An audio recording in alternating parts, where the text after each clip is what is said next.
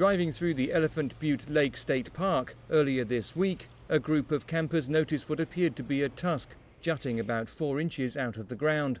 After some digging, the group took pictures of the skull and sent them to the New Mexico Museum of Natural History. Scientists studied the images and said that the fossil looks like a Stegomastodon, a 9-foot-tall, 13,000-pound prehistoric elephant that roamed New Mexico millions of years ago.